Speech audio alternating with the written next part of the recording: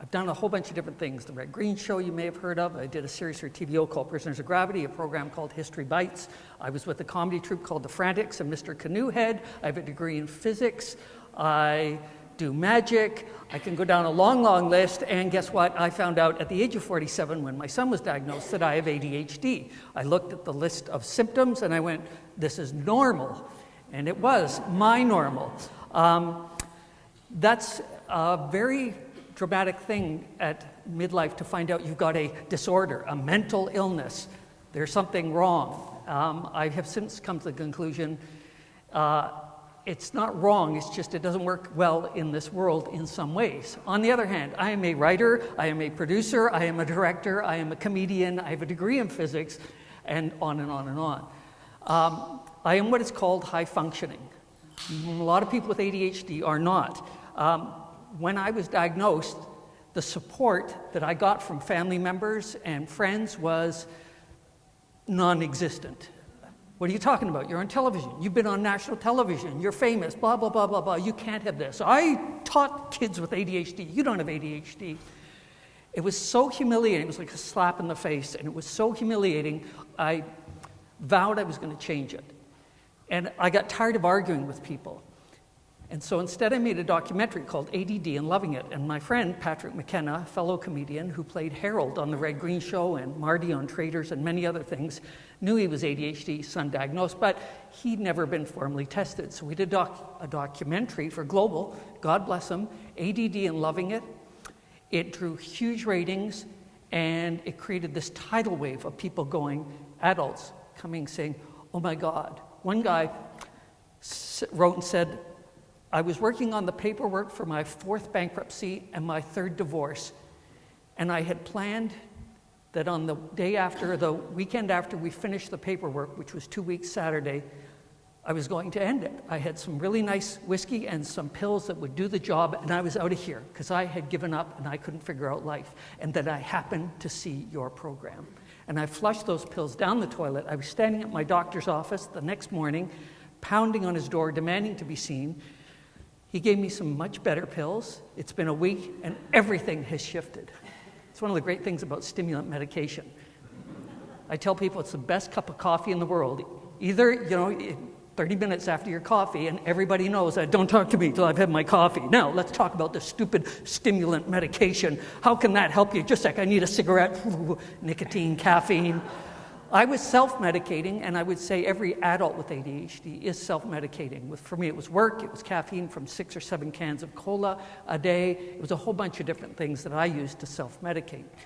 With many adults who have ADHD, I'd say all of them have found ways to medicate.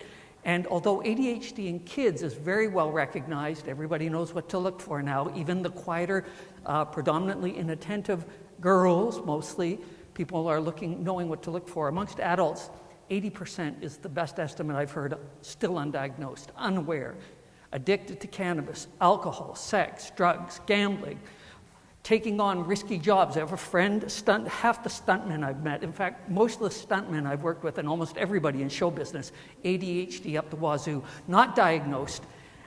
And anytime you see a Hollywood story, and you think, what were they thinking? More and more people in Hollywood are actually coming out. Adam Levine from Maroon 5 and Zooey Deschanel, the actress, and so on. So the stigma that is around ADHD is changing. But there was a problem in that, unlike epilepsy, nobody would dare say as a child is having a seizure, parents just got to teach these kids to stop twitching and thrashing. This is just attention getting. I mean, epilepsy looks frightening, but the issues with ADHD, we've all got them. Late, forget things. People say, I forget my car keys. I say, yeah, 5 times in a day. You ever had an entire TV crew waiting for you and you can't find your keys that you had in your goddamn hand 10 minutes ago? But you had to come back because you also forgot your wallet and the scripts.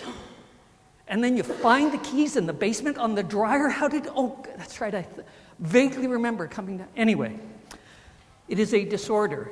The costs are huge amongst adults. And I just want to say that Dr. Crosby's list there, brilliant. And most of that, I can tell you, works for adults.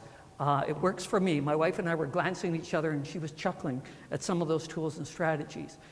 But it is a neurodevelopmental disorder, and about a third of kids with ADHD do develop out of it.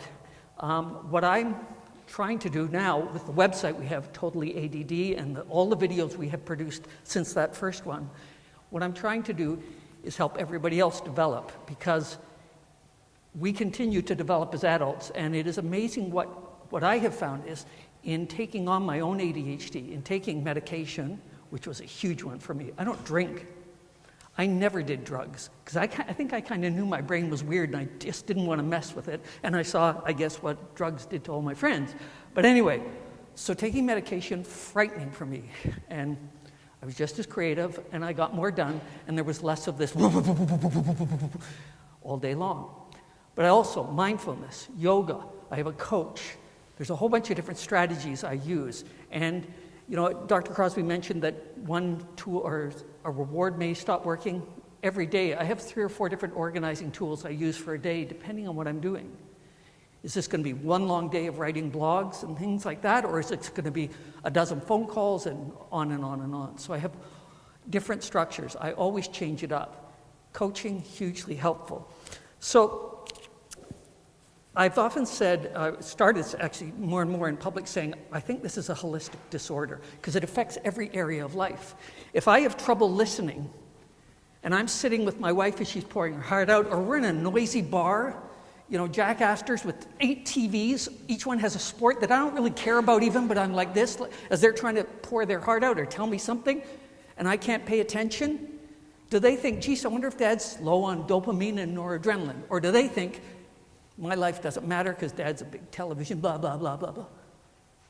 The damage this does until it's diagnosed is brutal. It's just brutal. Higher rates of suicide, 9 times the rate of incarceration, 7 times the risk of multiple car accidents where they're at fault. This is untreated, undiagnosed, and untreated. Brutal, brutal, brutal. The good thing about ADHD is that there is a lot that can be done. One study in Finland said 75% of the core symptoms can be ameliorated, dealt with, and so on. And I myself am a different person. I guess we all are. Every 7 years our bodies change anyway. But what I've committed myself to is developing myself, developing my neurology. And that's why some of the new tools that they're using, exercise, hugely powerful, and mindfulness, a form of meditation you can do anywhere. You can do it in the middle of an argument. You can do it sitting alone on the GO train, whatever. There are many tools. If you have students, there are many accommodations. We've got a whole video series, one on school, one on parenting. There's another one called Earning a Degree with ADHD. There's a whole video about the perfect career for ADHD. They're all done with humor. The career one's done as a parody of Mad Men. I get to play Don Draper, a lot of hair dye. But there is so much that can be done. And I know the genetic research is astounding, but you know, it will be years often for this thing, for all of it to pay off. But the one thing someone asked, or I was asked to speak about, is what's the best career for people? Is there career opportunities? And I'll say 2 things. One is, what are they interested in? ADHD people, when we're interested, we're laser beam. So I have an interest in military history. I actually thought a couple of years ago of getting a degree in military history, and I thought, yeah, I'll just watch more documentaries and read more books about military history. But when we're interested, we are astounding at what we can pull off. And when we're not interested, what's that phrase? We love what we love. No, whatever we like, we love. And whatever we don't like, we hate. Extreme. We have a video on emotional sensitivity. We have another one on anger and so on. But anyway, that's one thing, is to be looking at what are they interested in. And the second thing, I think, for any job is to look at a job that has changed. Again, it depends on the individual, but there are certain traits that we seem to have. So it's been said we're more loyal, we're more intuitive. It's been said we're more creative. I don't know if it's true or not. But you will find a lot of people with ADHD in Hollywood, on Wall Street, stock traders, sales. Awesome. Next person. You go to an ER and you're in trouble. That staff, it's not 4 to 5% of adults who work in ER who have ADHD. There's a lot of them in there. What do we got? Broken leg, gunshot wound, fixed, fumed. They're not going to be a family doctor. And how are you, Ethel? How have you been since I saw you 2 years ago? Well, we'll see you in 2 years, and we'll follow up, and I'll get... No! I'm a hero. I don't even care what their name was. I fixed them next. And they go home and they crash and they're out cold. You call 911, you get people with ADHD showing up at your house. So there's a lot that can be done. It's not easy because everything it takes to build new habits is kind of the opposite of what ADHD is, about follow through and routine and so on and so on. But I can tell you it can be done. And I know from my son, who went from gifted to struggling and is now out in the world as a mechatronic engineer, working in all different kinds of fields. Every 2-3 months, he's at a different company doing stuff. Anyway, there is great hope, but it takes something. And what I just loved was what Dr. Crosby talked about. There were so many great tools in that. It just takes patience. And somebody said, what if you're a parent of? It takes extra patience. That's why coaching is so great for me. And there are communities. There are online. CAMH has a support group that meets for adults with ADHD. Anyway, I'll wrap it up because now I'm talking too long. Do we have time for questions, or are we good? What's that? Yes. If you're speaking to me on behalf of my kids, and I've got one of the Virginia attentive type, and I've got one of the bouncing off the walls type, what would you say? Sell one. I always say think outside the box. Apparently we do that well, you know. I think the biggest thing with ADHD is education, knowing what your flavor is, and that's what our website really gets you to see is what is your particular flavor, what is your struggle, what are your issues, and that's really what Pond is, I think, dealing with is, okay, forget labels, what's the problem here? Because I've taken one of those online Asperger, I think anybody with a degree in physics or engineering has a bit of that. It's what matters, or where's it a problem? If you're making pottery in Gravenhurst and selling it at Summers, then time management's not a big issue, except maybe if you cook something in the kiln too long. Having two that are very different, you are doubly blessed because it's going to require that your strategies that work for one won't work for the other. On the other hand, even if you had two kids who are predominantly inattentive, what will work for one may not work for another. It's the challenge. When they get interested, if you can find ways to get them interested, amazing. Quick example. So exercise. Oh my God, I've never exercised. But my wife got me a Fitbit, and I wear this. One of my kids is a flight attendant, so I now am in a competition, the weekly work week challenge, with 6 flight attendants who are probably a third my age, my wife and a friend, and I did 58,000 steps last week, which was more than I was doing in almost 3 weeks before that. This is a competition. I'm interested. I'm curious. And whatever we clean the house, I make it a game. With the kids, I made everything a game. First, I had the kids draw up a map of the house with every piece of furniture, improve their drawing skills, got them to walk around, blah, blah, blah. They were moving. Then we put X's in pencil where every mess was. And Saturday morning was a 2-hour game with them. And every time we finished a room, everybody got a blast of cola, which I now realize was our medication for what we were doing.